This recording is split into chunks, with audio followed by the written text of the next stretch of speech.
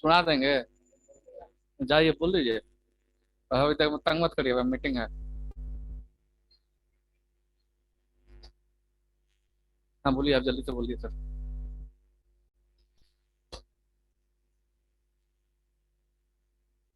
Gita ma'am, you can unmute yourself ma'am. Okay. Am I audible? Yes, ma'am. I'm just putting your uh, PPT over there. No. Is my voice audible?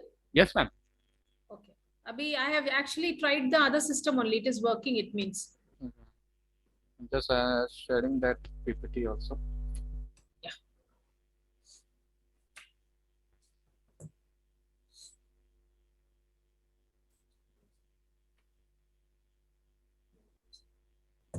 नहीं रहने दो, easy रहता है ना।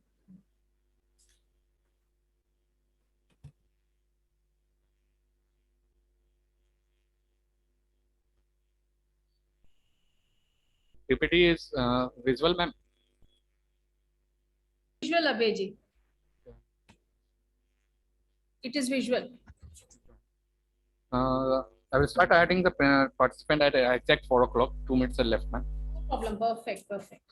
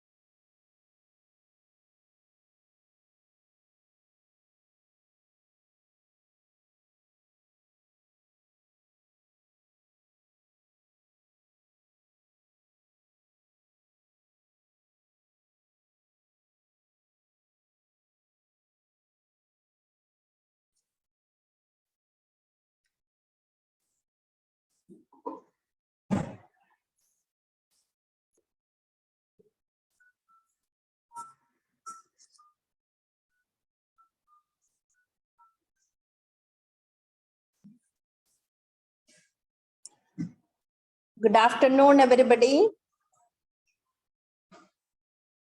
Good afternoon, ma'am. Good afternoon. Yes, the sound is audible. Good afternoon, everybody. Before starting the program, it's an request to one and all who is joining and supposed to join that please kindly ensure that you have to write, you rename your name with school code or school number, not affiliation number. School code is something different. So we use here a school code, that is Shiksha ID, that is used in Shiksha ID. Hopefully you are all understood that the Shiksha ID's first 5-digit number. Yes, to be used firstly, and then write your name in capital letters, so that while making the certificates, they can check it that the qualification can be done. Thank you very much. And I'm sure that everybody will do it immediately. Otherwise, today there is any unknown, unwanted, somebody joining as Oppo, you can say Vivo that way, then they will be removed from the meeting, or not meeting, sorry, from the training. So please ensure that you should start with, you have to joining with school code and your school name. All of you, please do it ASAP. How to be done? कैसे करना है? आप अपनी left side में, आपकी screen की left side में short form आ जाता है. जैसे कि आज की होस्ट है, उनको गीता एस की साइड में जीएस आया है, तो वो जीएस में क्लिक कर देंगे तो आपके सामने 2 ऑप्शंस मिलेंगे. उसमें नीचे वाला ऑप्शन है रीनेम. क्लिक ऑन इट, उस पर क्लिक कर दीजिएगा, आप रीनेम हो जाएंगे. तो मैं पता है कि we are not a child, we are all teachers, so you will do it immediately and rename yourself.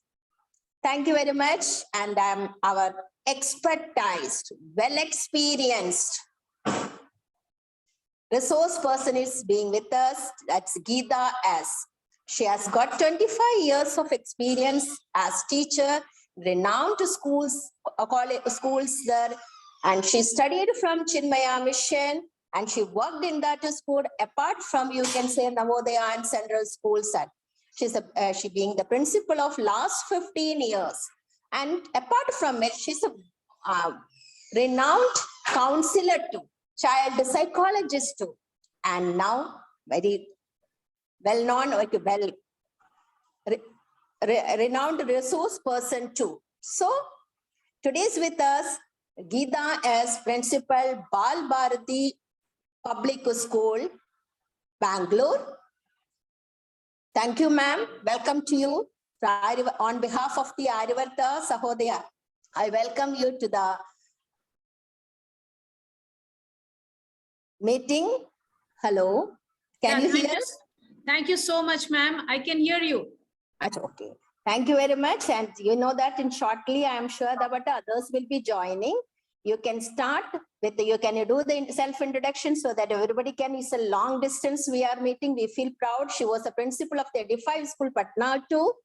And from DPS, she has got a long experience. She was in DPS, Nepal, and at Pondicherry, she will tell that to the school's name, renowned school. She was the principal.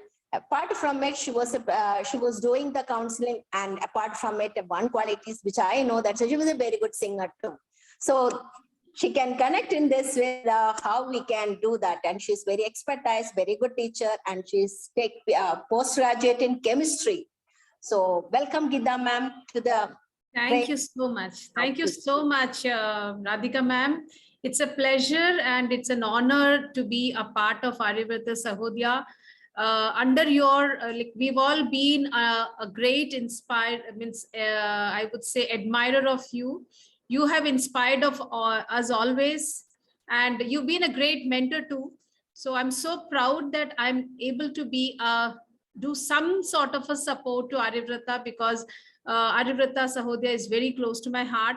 And again, Dil Patna ka hai and Dil Bihar ka hai. So I'm so happy that I'm able to connect back, at least not physically, but then virtually I'm able to connect. So namaskar to all, one and all present.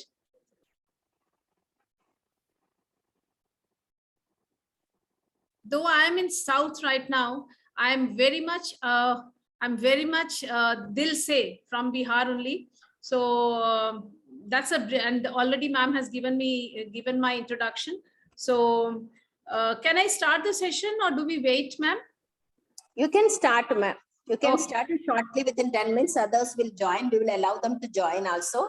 Sure, there are sure. few hands are there. If you have got any questions, please write it in the chat box. Yes, yes, There yes. are 16 or 17 hands rose up already. See, Yeah. आपसे request है सबको, सभी से आपको हाथ उठाए तो हाथ गलती से है तो नीचे कर लीजिएगा, या कोई क्वेश्चन होगा तो आप अपने चैट बॉक्स में लिखिएगा. Absolutely, absolutely. Ma'am, you please announce once more because the participants have risen up regarding the renaming. Okay, one second. I'm finding all the participants pay your attention. Those who are yet not renamed with the school code or a school number, kindly rename it. How you will do it? कैसे आप करते हैं? आप अपना screen पर participants के वहां पर क्लिक कर देंगे तो आपको देखेंगे लगा पूरी पार्टिसिपेंट्स लिस्ट तो अपने नाम की राइट साइड में ब्लॉक में शॉर्ट फॉर्म हो गया. जैसे स्वाति राज को SR आया, स्वाति मैम SR में क्लिक कर दीजिएगा तो आपको 2 ऑप्शंस मिल जाएगा. तो उसी ऑप्शन से नीचे वाला ऑप्शन है रीनेम. तो रीनेम में जैसे आप क्लिक कर देंगे you will get a box. There you have to write your school number and then your name. Ruchi ma'am, please do it ASAP so that we can start the training today. So you need to, you may. Yes, you may. There you, thank you very much, ma'am. Ruchi ma'am did it very well. Swati Raj, please do it. And the Anil Ram, you have written 1090. I think that is not the proper school code. Please change it. And I know that we, the teachers, will do it quickly because we wanted that our kids, those who are joined as 1D, please change it into the name. Otherwise, the technical person will find that some other join, they may leave, make you that remove from the list. Please do it. 1D, please change it immediately. And those who are yet not changed, please do it. 330748. It is school affiliation number, not the school number. Your Shiksha ID begins with the school code. मैं again आपको बोल दे रहे कि कोई teacher को कोई दिक्कत हो तो स्कूल की कोड कहाँ से मिलेगा आपको. शिक्षा आईडी की जो फर्स्ट ये नंबर है वही है स्कूल कोड. इमीडिएटली चेंज कर दीजिएगा. Now let's start because it's getting late. Thank Geeta ma'am. Now you can start. Thank you so much, ma'am. Over to Geeta ma'am. Yeah, thank you so much, ma'am. So my dear wonderful Geeta ma'am. Yeah, I can hear you. Yes, you can start, ma'am. Yeah. So happy afternoon to all the wonderful teachers, educators joined today. I'm so proud that we are all speaking on a very important and a very important ingredient of our life as a teacher. So the topic for the day is lesson planning. I have tried to, I've used the word basic just to ensure that lesson planning is a dynamic process because there is no fixed method of lesson planning, but then the structure and the framework on the points on which we make a lesson plan it can be same. So I've used that word basic lesson planning. First of all, before I start the lesson, let me salute all the teachers who have joined today because taking a profession as a teacher itself is a appreciation step because we have joined together to in the process of nation building. And the easiest way to do it is become a teacher, ensure that every child who walks into the classroom is able to connect to life and is able to connect to our country positively and is able to contribute as a citizen of India in future. So I salute all the teachers and I congratulate them for have chosen this journey of being a teacher and being a nation builder. So now we move on to the content of the day, basic lesson planning. So my wonderful members, if you could just write in 2 or 3 words, what is the meaning of the word lesson plan? If you could just put it in the chat so that we can just start with our preview understanding of what a lesson plan is all about. Just one sentence, a couple of words, if you could just put that in the chat.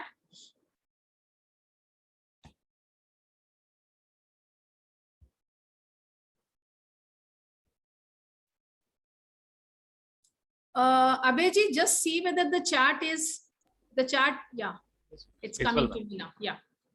So planning the teaching learning process prior to the actual classroom interaction. Great, Nisha Kumari. Anybody else?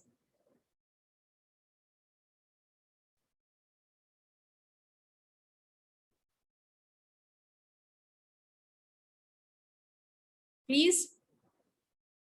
Abhijit, just check whether the chats are being sent yes, to you. The chats are being sent to you also, ma'am. You can see it over there. Okay, I got only one message as of now. This is a crucial thing because, you know, we get to understand each other. It's not about knowing how much we know. It's about connecting with each other, because we are not physically connecting. We are virtually connecting. So chat is the most important element to feel that we are connected and we are together. So this is the pre-presentation of the class. Excellent. Mohammad Jahid. Anybody else?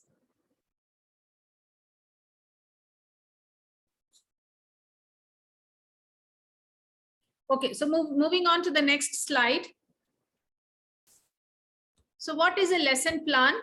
If you agree with me, please do put a yes on the chat. I feel that a lesson plan is a teacher's guide for running a particular lesson in a particular classroom. It includes the learning outcomes, which means what are the students supposed to learn, how the outcomes will be reaching, the methods and the procedures which we are going to use, and then how well the learners have achieved those outcomes, measuring that. This complete journey is a lesson plan. How many of you agree with me? And if you have some more points, please add. If you agree, please put a Y on the chat. A daily lesson plan is developed by a teacher to guide lesson planning. Okay. Interaction with students in classroom with proper manner. Very good.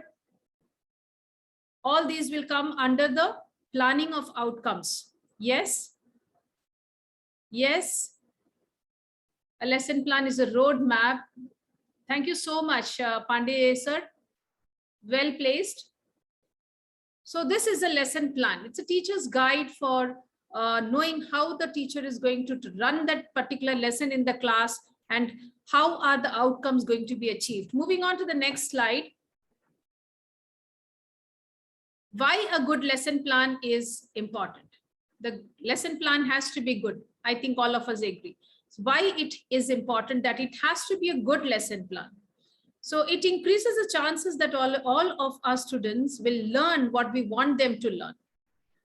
And then it increases the chances that we will be able to make purposeful decisions and be prepared to support our students through the learning process. So unless we plan it and we see the progress, it is very difficult to actually understand whether the lesson plan is prepared properly or not.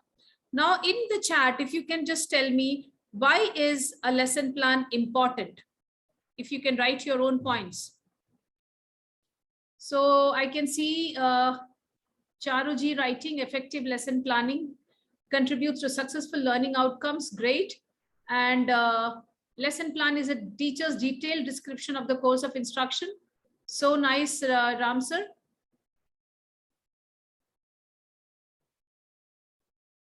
Okay, so moving on to the next, see whether your points matches with what we have put in the chat.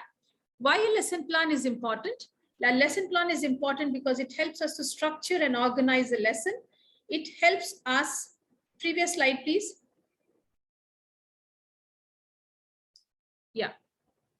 Yeah. To determine the methods of its delivery, assess the student's learning. It is not only to structure it, it is also to have some methods as to how we are going to assess them.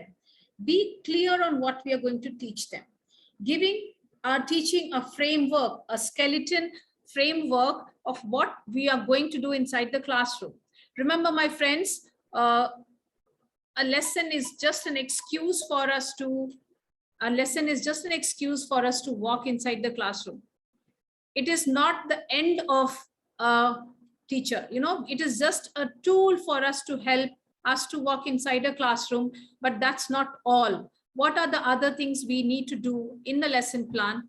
So evaluate its application, effectiveness of a lesson, a reminder for the teacher before he or she gets distracted. If you have a plan, our journey is very clear, and even if we get distracted, there are so many factors which distracts us inside a classroom. It may be a discipline, it may be some untoward incident. So not to get distracted and have the journey focused, we need to have a good lesson plan. And it also suggests a level of professionalism and a real commitment of planning exactly what we are doing.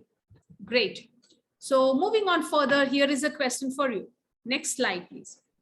So put your answer in the chat box, my friends. In a teaching learning process, out of 100, as a teacher, when you walk inside the classroom, how much would you give to body language? How much would you give to voice? And how much would you give to content? Out of 100, if you had to give them marks, total should be 100. How much would you give to body language? How much to voice and how much to content? Please put your answers in the chat column. You can just put it as B, V, and C. So how much would you give to B? How much percentage out of 100?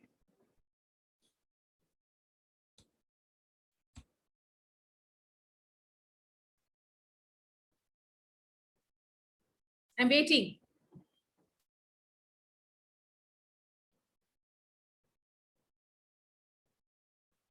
Yes? Body language 90, voice 80, content 75. Friends, I actually need out of 100. So body language plus voice plus content should be equal to 100. 100% for voice, great. Total should be 100.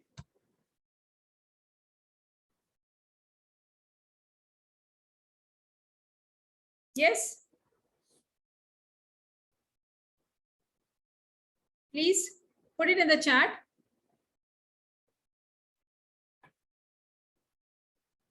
$95 to body language, 100% for voice. Adding up body language, voice plus content, we should have a total of 100. How much would we give? Because this is very important for us, because as a teacher, we need to know how much of body language and how much of voice content and how much of, yeah, I can see there body language 50, voice content 30, and content given 20%. Okay, we move on further to the next slide. Let's see how much it is. So my friends, you can see that on the screen, out of 100%, body language, 58% is given to the body language of the teacher. 33% is given to the voice of a teacher, and content is just 9%. So the big lesson plan which we write, when you walk into the classroom, the child is able to take that content of yours, which is just 9%, is effective if you have the right body language, if you have the right voice tone, and if you have made the right connection with your children. Because connection with the children is the first and the foremost step for you to actually transact something inside the classroom. So as teachers, when we start the session, it is important that we connect to our class. We know the classroom as a whole, how dynamic it is, what kind of learners are sitting inside the classroom, and to each child, we need to have a personal connect so that the child connects to you in a positive way, and then that content, which is just given 9% importance, gets inside the classroom. So as a teacher, we need to be nuance to the idea that body language and the voice which we use is very, very important. That is why CBSE has also proposed the no angry schools and then happy classrooms, because, you know, in case there is some kind of a distraction inside a classroom and we try to solve it then and there, scolding the child in a crowd, what exactly happens to the whole classroom you can see, because the body language and your voice takes a toll on your effectiveness of a classroom, and the content which you wanted to teach just goes haywire. So it is important that sometimes you can ignore certain things and you can tackle it later once your content is done.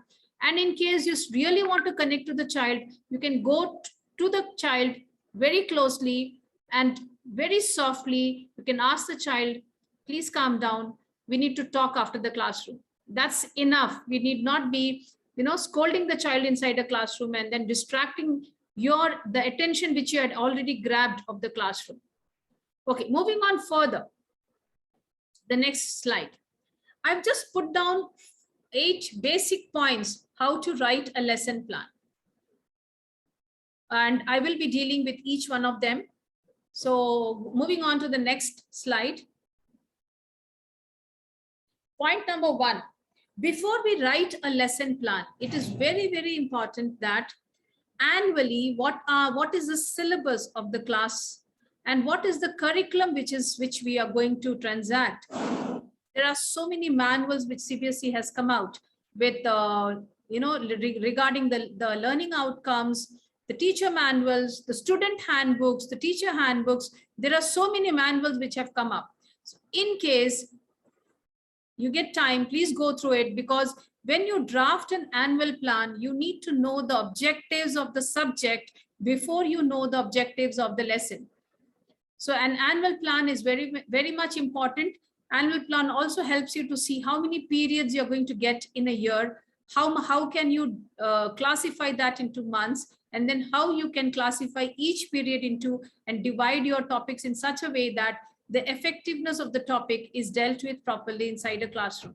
So point number 1, how many of you agree with this, that we need to have an annual plan, monthly plan? We need to know the class, the chapter's name, topics in the chapter before we start writing a lesson plan.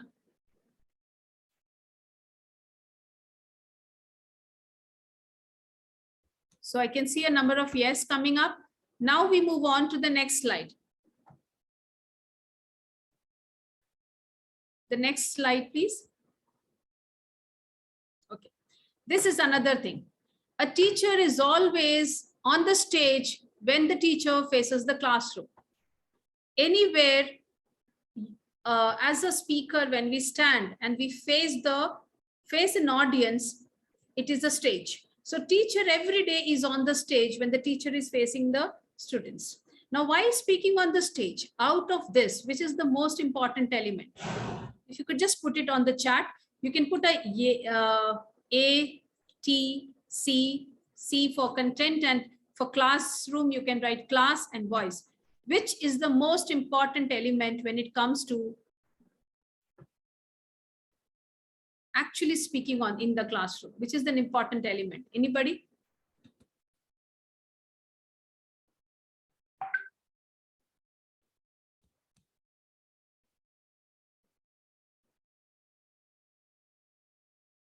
Students and voice. Okay, only one, most important.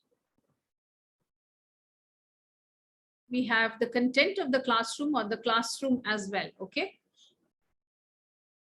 Okay.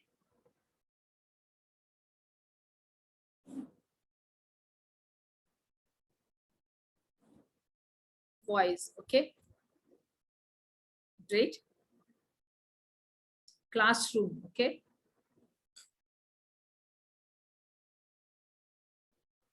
So let's see. Which is the most important element when the teacher is inside the classroom? Next slide, please. Everything is important, I'm sure, but the most important, the audience, the children sitting inside the classroom are the most important element as a speaker inside a classroom if you really want to have an effective transaction of the lesson which you have planned. And what is the full form of KYC. I think all of us know it.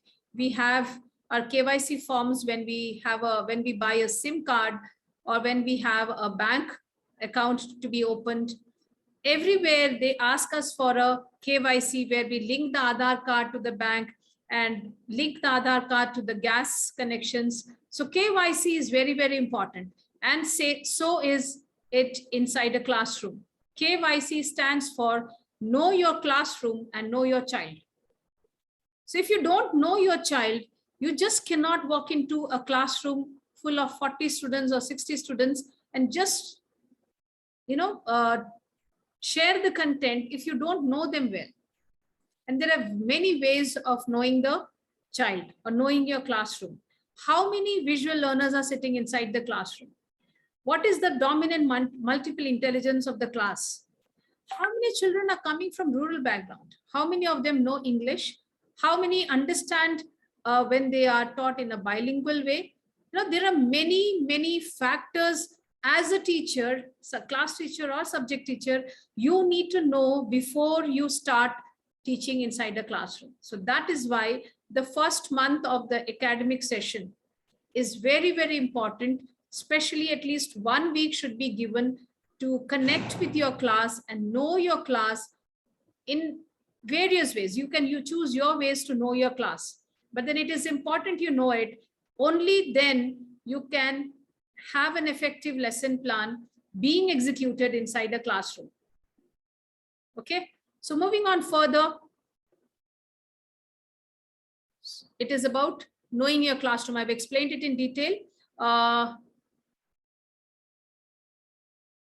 Till now, how many of you are comfortable? If you're comfortable, please place a C on the chat so that I know that we are okay and we can go ahead. Okay, thank you so much.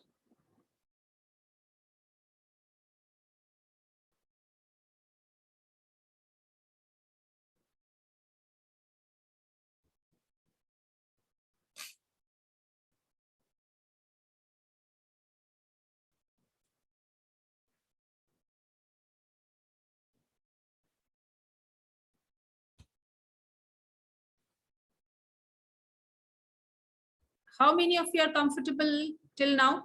Is it okay? Can I proceed? Okay. So moving on further, how many periods?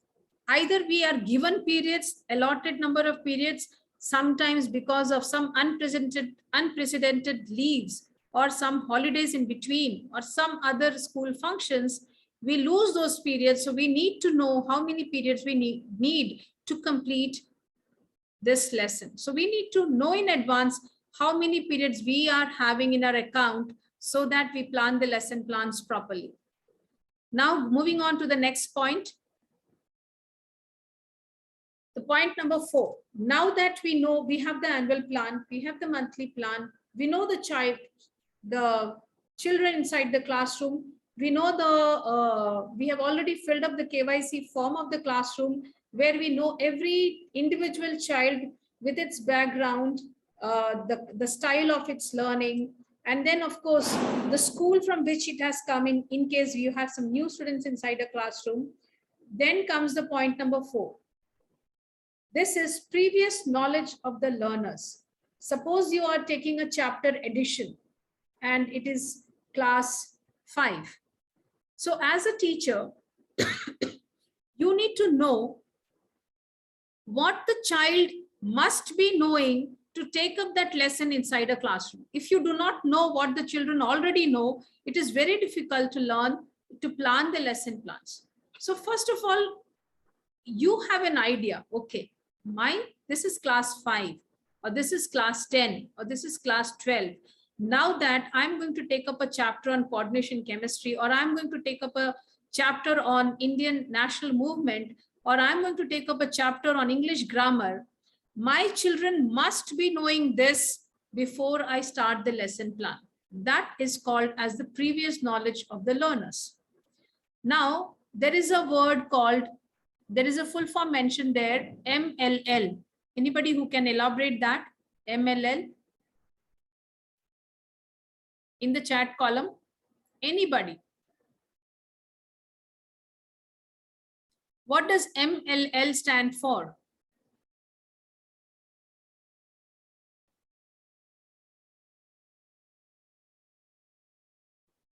Minimum levels of learning. Excellent. So yes, it stands for minimum level of learning.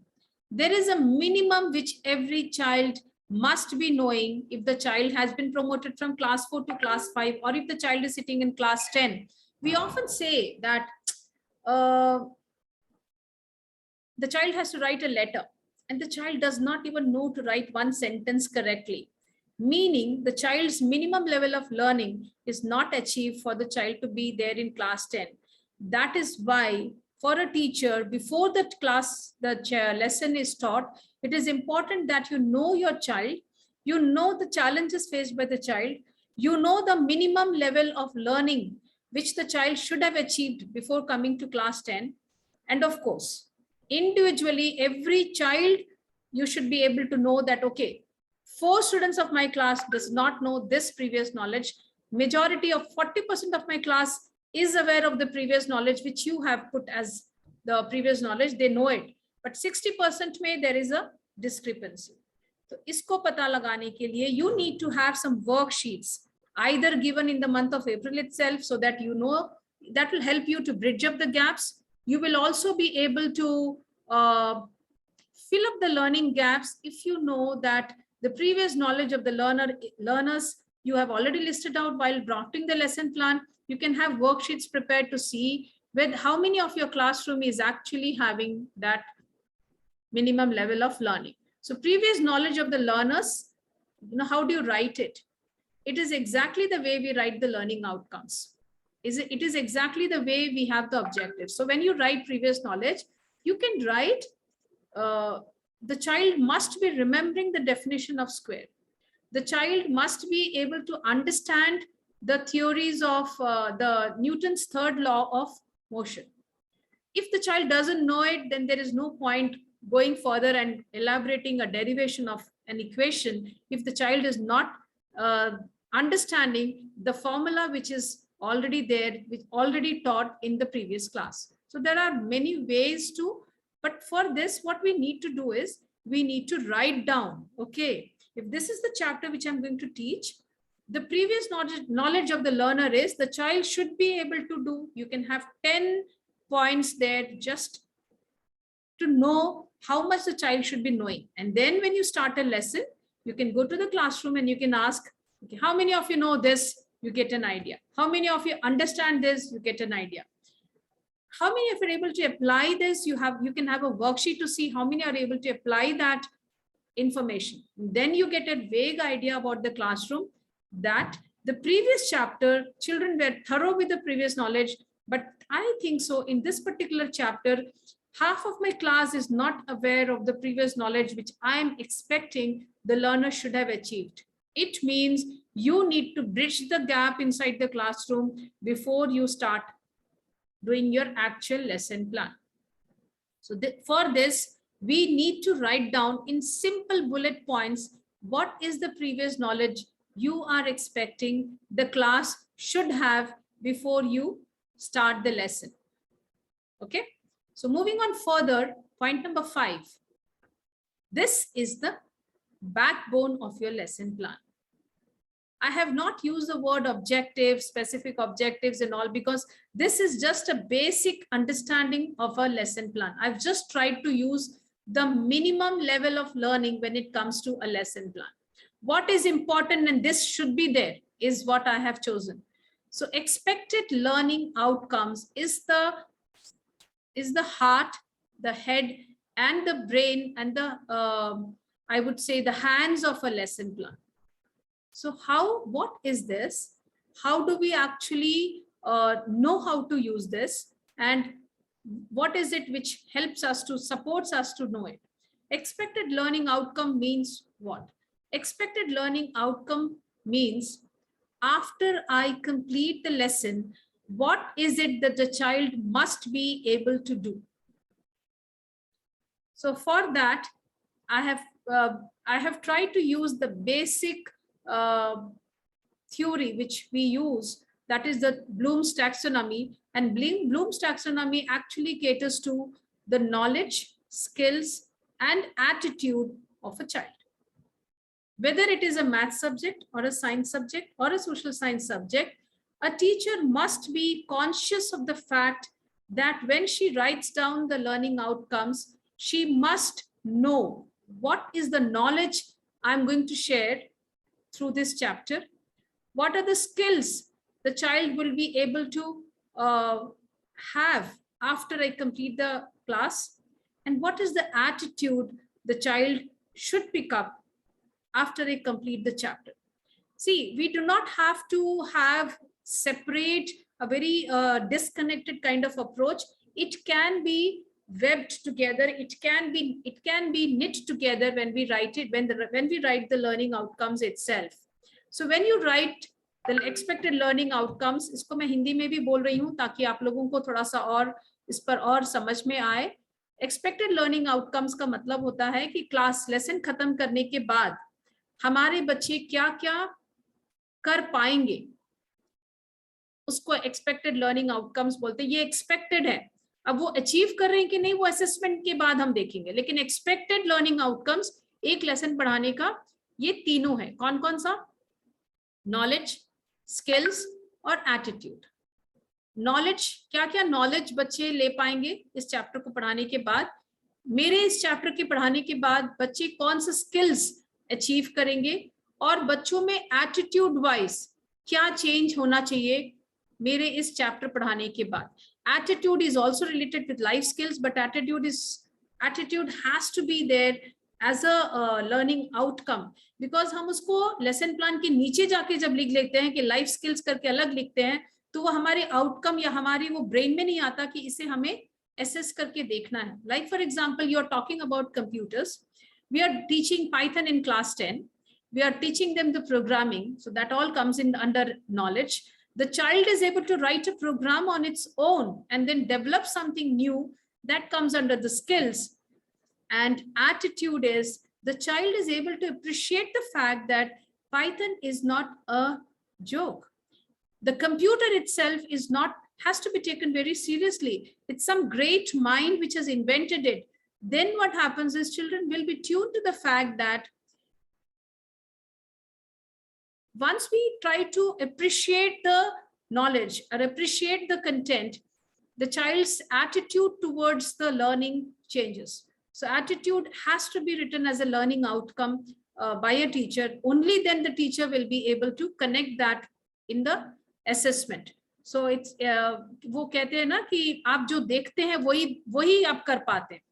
तो आपको वो अगर आप learning outcome आपने लिखा हुआ है तो आप एसेस कर पाओगे कि ये लेसन पढ़ाने के बाद मेरे बच्चों में ये तीनों आया या नहीं आया, और उसका असेसमेंट हो सकता है. और अगर आपको जरूरत पड़े तो आप फिर से वापस इस टॉपिक पर या इस कंटेंट को आप पढ़ा सकते हो. So this is all about the expected learning outcomes. Can I move ahead with your permission? I would need a yes from you.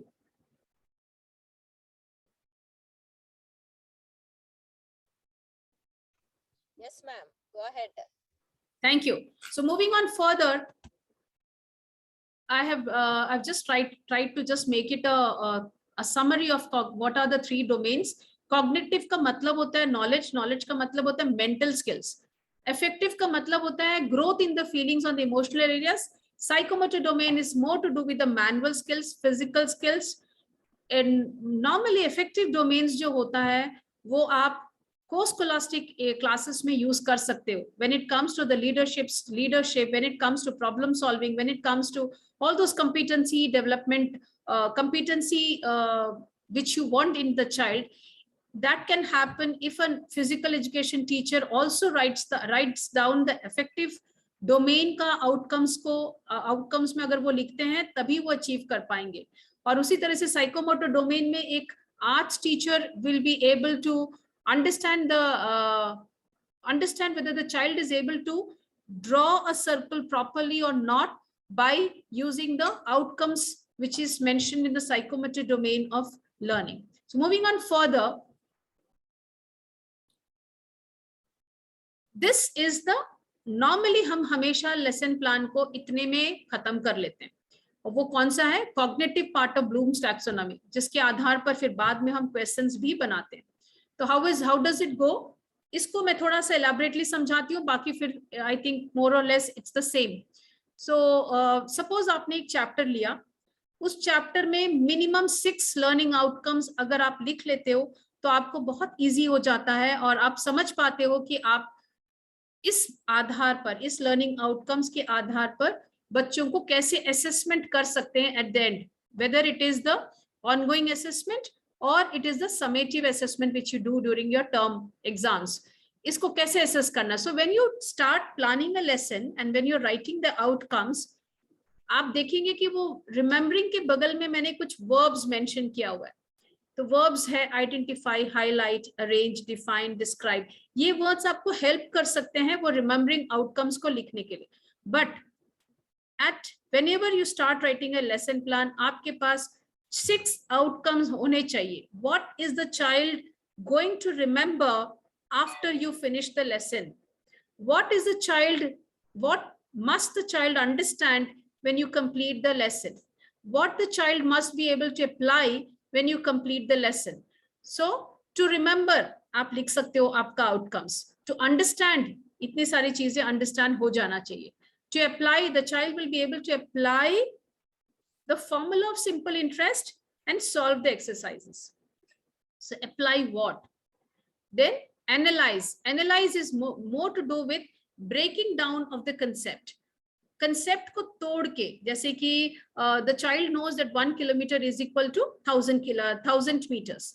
But आप अगर आपने suppose आपने उसको दिया है मिलीमीटर में दिया है और आपने उसको बोला है कि आप किलोमीटर पर आवर में कन्वर्ट करो, जिसमें कि आवर टू मिनट्स भी होना है और सॉरी मिनट्स टू आवर्स भी होना है और दूसरा मिलीमीटर टू किलोमीटर भी होना है. सो आपने क्या किया, आपने अंडरस्टैंड, उस बच्चे को अंडरस्टैंड करवा दिया है कि क्या क्या पैरामीटर्स है और किस तरह के कन्वर्जन्स होते हैं. अब उस बच्चे को अपने आप अप्लाई करना है and the child has to solve the problems. Application में भी 2 तरह के होते हैं. एक होता है जो सीधा फॉर्मूला दिया गया और अप्लाई करना है, और एक होता है कि आप सेकेंड हायर लेवल एप्लीकेशन भी होता है जिसमें कि बच्चे को आपने 2-3 फॉर्मूलाज को इंटरकनेक्ट करके प्रॉब्लम्स को सॉल्व करना है. So that comes under the analysing the question and then trying to solve it. तो आपका आउटकम में वो होना चाहिए, the child must be able to relate between these two concepts. The child must be able to compare between a formal letter and an informal letter. The child must be able to examine the effects of a particular theory on the living things. You know, this is the way. Analyzing is more to do with whenever you have 2 or 3 components and you're breaking that component down, and then you're making the child understand it. So when you write the learning outcomes, 4th outcome is also to be there, that I would make the child analyze the following things after I teach the lesson. इस तरह से अगर आप outcomes को mention करते हो, you know, then what this outcome based education is speaking about in NEP will become much easier. I'm giving a very basic way of understanding of how to write the learning outcomes, because when we question them on Bloom's taxonomy, it is important that we teach them also using the Bloom's taxonomy, because then as a teacher we are able to compare between what we have taught, what is the outcome, and what the child has achieved. So 6 outcomes: remembering outcomes, understanding outcomes, applying outcomes, analyzing outcomes, and then is evaluation. Evaluation is more to do with, you know, variety of answers from the variety of understanding from the child perspective. Some child might say yes to a statement, and some child would be very safely saying a no to a statement. So evaluation is more to do with understanding the effectiveness of the whole concept's relation to the variables. Then comes the last one, which is the creation level. This may differ subject to subject, chapter to chapter, class to class. It need not be that you always have a creating kind of outcome. It can be your multiple assessments, and the subject enrichments which you do can also come under analyzing and evaluation and creation levels. So that can be one of the outcomes of your lesson when you write that once I finish the lesson on this chapter, I'm going to make the child create a report on something. So that becomes, though it is mentioned as an outcome, it is not actually being taught. But then because you've mentioned that outcome, it becomes very easy for you to plan the project works. It becomes very easy for you to plan your homeworks. It becomes very easy for you to plan the multiple assessments and the subject enrichment activities which you need to do. So that is why this 6 learning outcomes is very, very important. How many of you are comfortable with this? Can I move ahead? Because this is the crux of lesson plan. Yes? Okay, we move ahead. This is the psychomotor domain of Bloom's taxonomy. It is not very important when it comes to the core subjects, but it is important when it comes to the post-scholastic subjects. And doesn't mean that it is not related to the core subjects. It is also important that when we are talking about history, when you're talking about wars, the child is able to understand that how a war can actually damage the whole ecosystem. So this is also a method of connecting. Psychomotor domains mostly deals with the arts classes, the physical education classes, and sometimes even with the performing arts classes.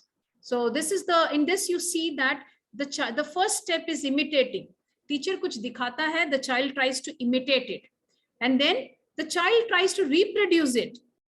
Watching the imitation, the child tries to manipulate and then tries to reproduce it. And then keeping in mind the feedback which you have given, the child tries to make it perfect, but it doesn't become perfect. Again, continuous and consistent practice ke baad wo articulation karke the child is able to adapt it. This psychomotor domain is also very important in primary classes when the child starts writing alphabets. The teacher has to focus on the psychomotor imitation karte waqt, manipulation और precision के पहले ही उस बच्चे को correct करना पड़ता है कि A को नीचे से लिखते हैं, 8 को ऊपर 8 लिखते वक्त ऊपर से नीचे लिखते हैं.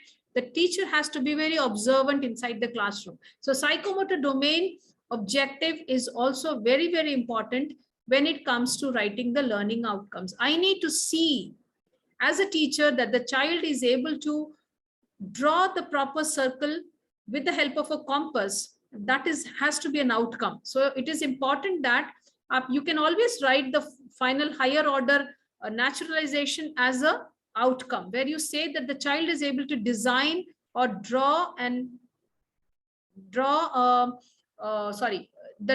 child is able to design a website on its own. Again, that comes under psychomotor domains. The child is able to dance. You have taught some dance and the child is able to do it properly. Naturalization. और एक बार वो naturalisation हो जाता है, फिर वो बच्चे को वापस फिर रीलर्न और अनलर्न करने में बहुत दिक्कत होता है. So that is why psychomotor domain is a very important part. Next comes the affective domain, which is again a part of the learning outcome, because when it comes to handling the concepts inside a classroom, we can see a lot of distractions in the political side, in the news, in the news headlines right now, and we see different kinds of perceptions happening, and sometimes we wonder how did they think that this law can be interpreted that way. So what happens exactly is the characterization of a child happens inside a school. How does it happen? The child receives a behavior or sees a behavior, tries to respond to it, or either by participating in the same thing. And then if everything goes fine and he is appreciated, though it might be a negative, I would say a receiving, when the child sees that it is appreciated for doing something wrong, it starts valuing that and organizes and internalizes the same aspect of the valuing. And then finally it gets into the character of a child. So this is also a very important part when you take up a lesson plan. Of course, the most important thing is the cognitive part, which we normally do inside a classroom. We very rarely connect to this affective and the psychomotor domain, but I've just put it there so that you get an idea that this is also important as a teacher when you walk inside a classroom. Okay, so moving on further, how to engage the learners to achieve these learning outcomes. How do you engage the child? So suppose, for example, you have the child should be able to understand the laws of motion, and the child should be able to give out the reasons why certain phenomena are observed inside a class or in the universe. So if that is what the child has to understand, you know that this is the outcome which you have mentioned for the child. What are you going to do to explain it? We say that we will be using a chalk and duster. We say that we would be showing them a live practical inside a classroom. We show them that we will be showing them videos. But how are you going to engage the learners to achieve the learning outcomes which you have already mentioned? 6 learning outcomes is always compulsory, I said, because only then you can assess the child properly on Bloom's taxonomy. उस 6 learning outcomes को achieve करने के लिए आप क्या करने वाले हैं? हो सकता है आप डिक्टेट करोगे कुछ, आप कुछ चीजों को क्लास में समझाएंगे, तो that is also engaging the learner. आप उनको कुछ वीडियोस दिखाएंगे, that is also engaging learners. आप उनको कुछ एक छोटा सा पैराग्राफ देंगे और ग्रुप में बैठ के पीयर में समझ के उसको बताने के लिए कहेंगे, that is also engaging learners. What are you going to do to make the children achieve the learning outcomes is also very important.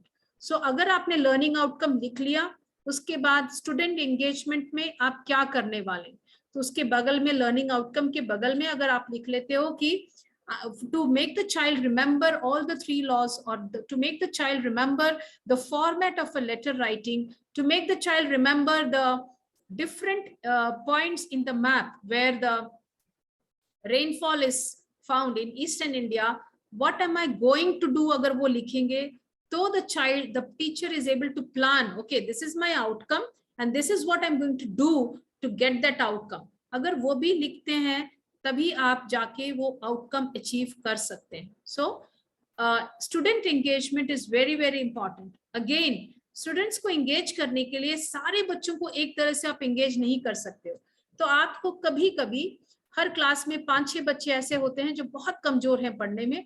उनके लिए आपको स्ट्रैटेजीज जब आप बनाते हो तो आपको थोड़ा डिफरेंट बनाना पड़ेगा कि ठीक है, मैं I will be explaining the concepts inside a classroom, I will be showing them videos, but ये वीडियो दिखाते वक्त इन 5 बच्चों के पास मुझे चेक करना है कि इनको ये वीडियो समझ में आया कि नहीं. और कुछ बच्चे हैं जो उनको इंग्लिश बिल्कुल समझ में नहीं आता और जस्ट अभी आए हैं after corona.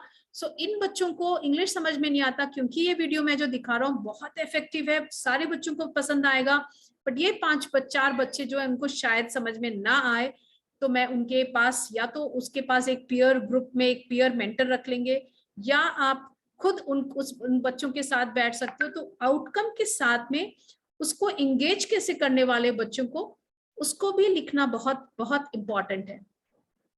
How many of you agree?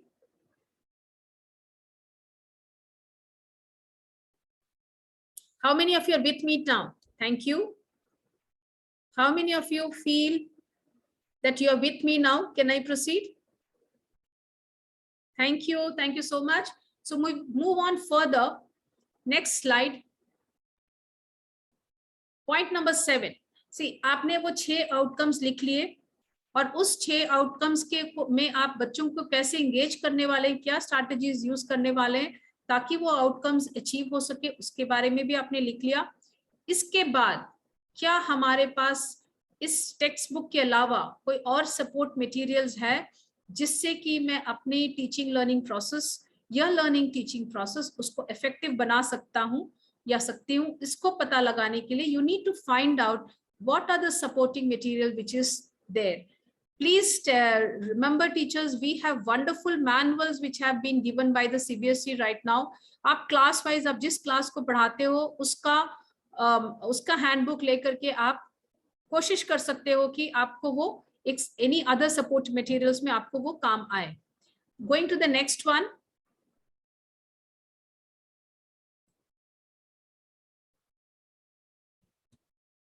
Now that you've achieved the learning outcomes, you think that you have taught the class lessons according to the learning outcomes. Now it is time for us to assess. Again, we are coming back to our Bloom's taxonomy. क्योंकि आपने learning outcomes को cognitive domain के हिसाब से 6 levels पर आपने outcomes को mention किया था. So how are you going to assess them on these 6 parameters? So assessment is again the Bloom's taxonomy, the remembering part, the understanding part, the skill part, the higher order skills part. So you can say that to see whether my child remembers the concept which I have done, I'm going to give this worksheet. But for seeing whether the children are able to apply it, I'm going to use the book back exercise which is mentioned in the textbook.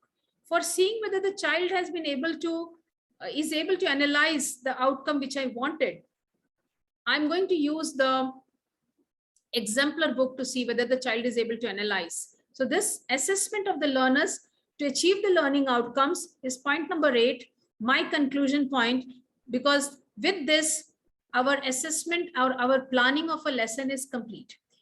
After this assessment is done, you vaguely get an understanding that, okay, my class is very good in remembering, understanding, and applying, but only 8% of my class is able to analyze that concepts. Only 7% is able to analyze, go to the evaluation level. So this way, it becomes very easy for you to assess when you have the learning outcomes mentioned as the learning outcomes which is mentioned in the Bloom's taxonomy. So moving on further, I've just put the Bloom's taxonomy once again. So just to reiterate that Bloom's taxonomy can be used as in creating the learning outcomes using the textbook as a tool, because you know what syllabus has to be completed. And remember, for every lesson, keeping in mind the level of the classroom, the evaluation and the creation level goes up or low. अगर आप remembering की बात sequencing 1 to 100 की बात कर रहे हैं, in sequence to say 1 to 100, the child will be able to remember 1 to 100 in sequence. That comes under applying concept when it comes to class, the pre-KG class or the LKG class, because the child has just connected to the concept. But when it comes to class 1, the child must be knowing 1 to 100, which is the minimum level of learning. But 1 to 1000 the child might struggle. So this is the way you actually assess the different levels of learning outcomes, keeping in mind the class and keeping in mind the children. So this is, with this, I come to the conclusion. Next slide, please. I put all the 3 affective domains once again so that we reiterate the fact and we move on to the concluding slide. Next slide, please. One more slide. So this is the conclusion of the discussion which we have so far. So can you elaborate on what is the A, B, C, D of a lesson plan? What does A stand for? What does B stand for? What does C stand for? And what does D stand for?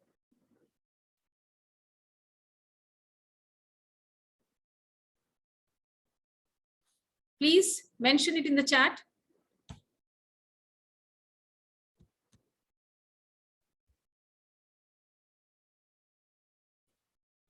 Okay, let me share it.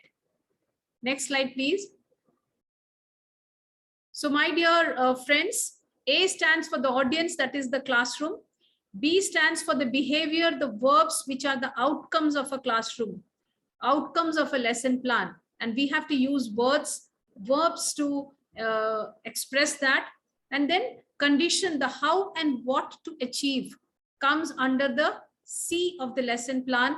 And D is the degree of proficiency, how well the children have achieved it, comes under the D of a lesson plan. So with this, I conclude my the discussion today, and gratitude to Aryavart Sahodaya for giving me this opportunity to do a quick recap of what a lesson plan is all about. And my sincere thanks to Radhika ma'am for introducing me in to such a wonderful audience. I'm sure that whatever we've discussed today has helped the wonderful group which has joined us today. Thank you so much, ma'am, and over to you. Thank you, Geeta ma'am. So it was a very wonderful session. Really speaking that it's very nicely, very comfort way and very cool, you can say, rather way you are explained it is nicely. I'm sure that the entire teachers, even as a principal, me also learned a lot. So it's learning is. Thank you so much, ma'am. Thank you so much. So we know that the 6 NEP is already introduced, and Bloom's taxonomy is the diagram also reversed now. So things are changed. So we need to earlier it was a top, now it is bottom. So bottom to be the top. So this way the changes took place. So you have again made them understand the both Bloom's taxonomy, as well as we know that we the teachers, we have to think for the lesson planning, how it is important. Generally teachers, we write very casually that this to be taught, this that learning outcome.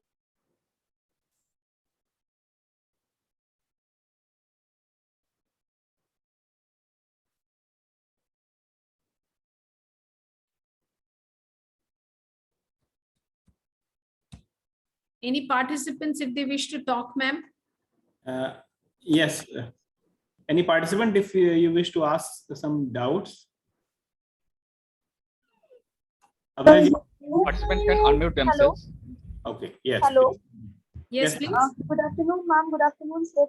Ma'am, can you please once more discuss the point number 2? Point number 2. Point number 2 was Which slide? KYC. The KYC, do you mean that? Just a minute, ma'am. Yes, ma'am. Point 2. I didn't understand that. KYC is knowing your classroom and knowing your classroom and also knowing your child. Children. See, children have different learning styles. Children come from different rural background and urban background. Children come from a different school. Children come from, children know Hindi or know English. There are different things which you need to know about your classroom before you teach them something. So that is the idea of KYC. Ma'am, what are the main factors? What are the key by which we can know our children better? You have multiple inventories which are available on the net. You can know the multiple intelligence of the classroom. There are a lot of assessment sheets which will help you do that. You can also know which learning style, visual, do the child learn visually, do the child learn audio wise, do the child learn through doing something. उसमें क्या होता है कि कुछ बच्चे हैं जो आपकी क्लास में सिर्फ देख के समझते हैं और दो तीन बच्चे ऐसे हैं जो सुन के सीखते हैं। अगर आपने वहां पर जाकर के एक लेक्चर दिया तो बहुत कम बच्चे कोई क्रूशियल कंसेप्ट को समझ पाएंगे, इसलिए बहुत जरूरी है कि उनको विजुअली कुछ दिखाया जाए। To go with multiple activities. Yes. Okay, somebody else? Hello. Yes, ma'am. Good afternoon, ma'am. Ma'am, please, the attendance link is. Sorry? The attendance again. Attendance link is there in the chat. You go in the chat box. Yeah, attendance link is there in the chat. Attendance link is in the chat and it will be active for next half an hour. Okay. Thank you, ma'am.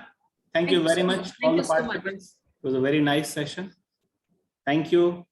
Namaskar. Namaskar, everyone. Now we can leave. Sir, I request all the participants to please fill the attendance link. The attendance link will be active for next half an hour. After the link will be closed. Okay.